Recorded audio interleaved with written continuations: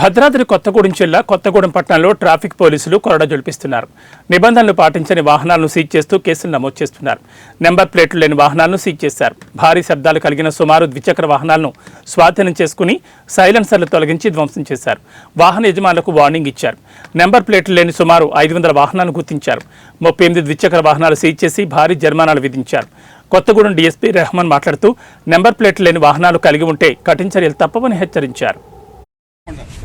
Sir Rohit Raj sir IPS గారి ఉత్తర్వుల మేరకు ఒక 4 రోజుల నుంచి భద్రాద్రి కొత్తగూడెంలో తిరుగుతున్నటువంటి రాయల్ ఎన్ఫీల్డ్స్ కంపెనీకి ఇచ్చినటువంటి సైలెన్సర్ కాకుండా వేరే సైలెన్సర్ పెట్టేసి టౌన్లో రణగణ భయంకర ధ్వనులతో తిరుగుతున్నాయి. అలాంటి ఒక 100 వెహికల్స్ చూసి గమనించేసి వాటిని సీజ్ చేసి వాటి యొక్క సైలెన్సర్ తీసేసి ఆ సైలెన్స్ని డిస్మెటల్ చేసేసి వేరే కంపెనీ సైలెన్స్ బిగించేసి వాళ్ళకి ఫైన్ అమౌంట్ చెల్లించిన తర్వాత రిలీజ్ చేయండి. ఈ రోజును ఇంతకుముందు నుంచి ఈ స్పోర్ట్స్ బైక్స్ నెంబర్ లేని స్పోర్ట్స్ వెహికల్స్ దాదాపు ఒక 1000 దాకా 100 దాకా పట్టుకోవడం జరిగింది.